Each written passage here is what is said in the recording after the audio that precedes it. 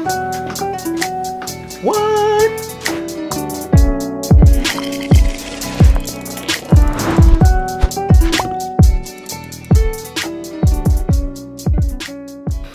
What's up?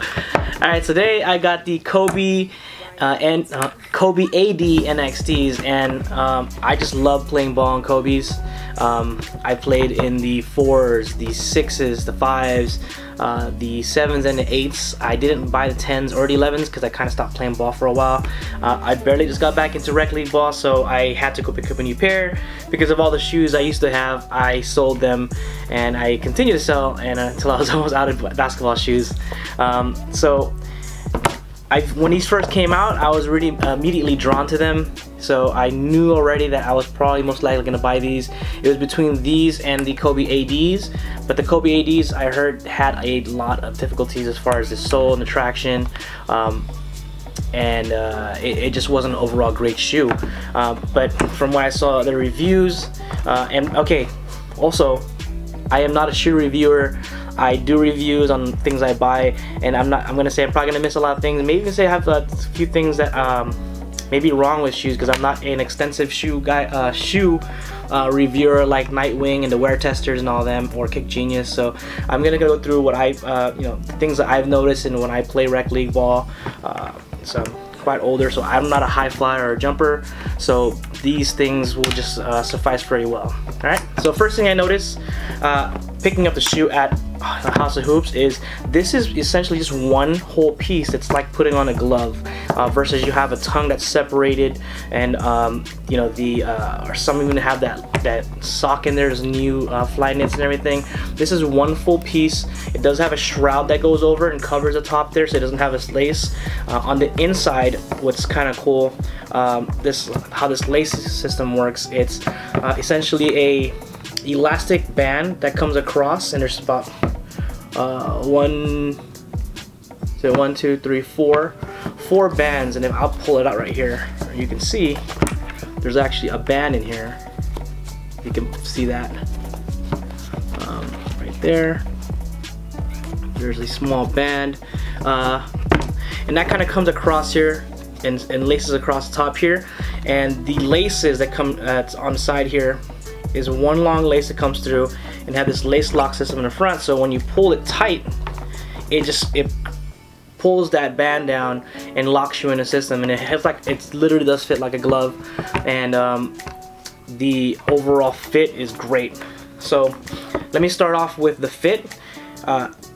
Every person I've watched reviews on say that you have to go at least half size up if you are wide foot, if you like a little bit of room. These are definitely fit to size. I'm a size 8.5. I'm about 5'3". I'm a little bit husky guy, but I have a normal size foot, and just about every shoe I have, I've worn 8.5. I've never had to really scale down or up for basketball shoes, because I do like to have my foot fully locked in there, and it really holds very well.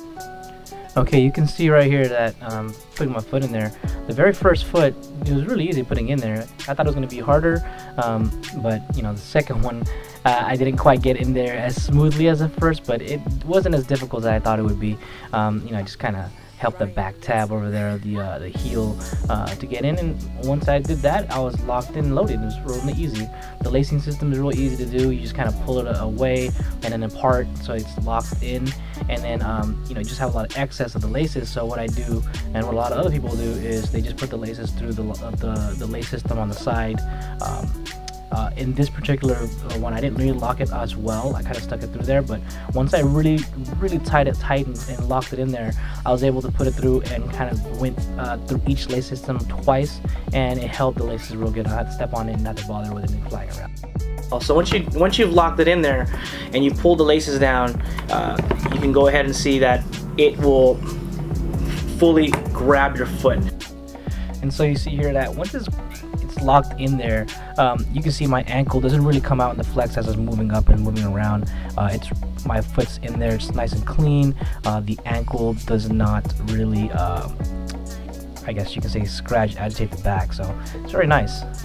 The only thing where it gives a little bit of a flex would be over here, just above the top of your foot on this section, and there's a little bit of flex when you see whenever I step down. It gives just enough flex there. It's perfect, which is good for me because I'll do a lot of forefoot movements, and it holds really well. So there's not a lot of it's not a lot of give when you're moving laterally. So you do have this outside layer here, or outside on the sole, that kind of will, what's the word, will help compensate for when you're moving over and leaning over to your to the outsides of your forefoot. So that helps. It's not further or too far out like some shoes. This does give you a little bit of leeway, so you can move if you need to come off and go into the side. So if you're a guard, this is definitely a good shoe. I know that some centers and forward and tall guys do like wearing low tops too as well. I'm not a high flyer. If you're a high flyer, this may not be the shoe for you, but because it doesn't really have that much of shock absorbent. But anyhow, the fit feels good. Once you put your foot in there, you get the heel locked in. The heel holds it very well. It has this nice plastic outside layer that cups the backside of your heel, so it's definitely a lot of protection back there. It really holds it in. And on the inside of the shoe, this is just like the Kobe 11s. They have a what's called, this is practically, this is not the this is the insole.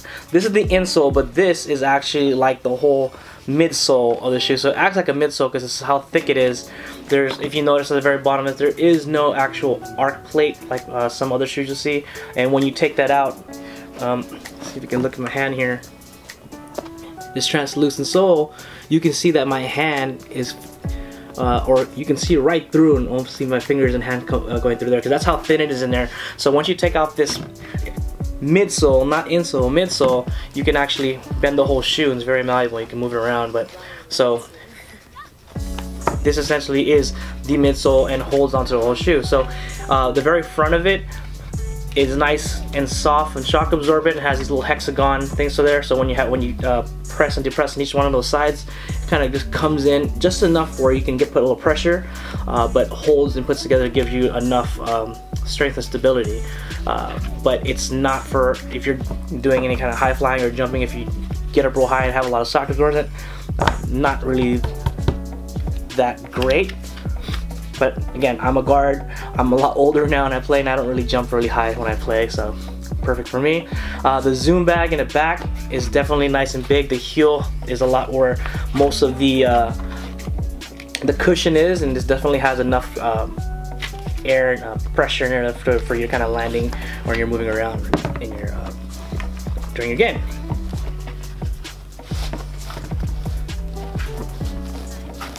Putting it back is not as easy because it's such a big thing. So as far as traction goes, this thing is incredible. This translucent sole, I never played in the ADs, but all the other Kobes I have played in, they do have the great traction. For the most part, most of the rec leagues I play in, most of the rec centers I play in, they always have a bit of dust in there, so it's never going to be perfectly clean. So you're gonna expect a little dust. You will have a wipe, but this held up pretty well in the dusty gym. Just a little bit of slide, but there's still a lot of traction. I didn't feel like I would be flying all over the place. I could have a lot of good lateral movement, good spin, good stop motions. It's perfect for that, and it held up incredible both indoor and outdoor.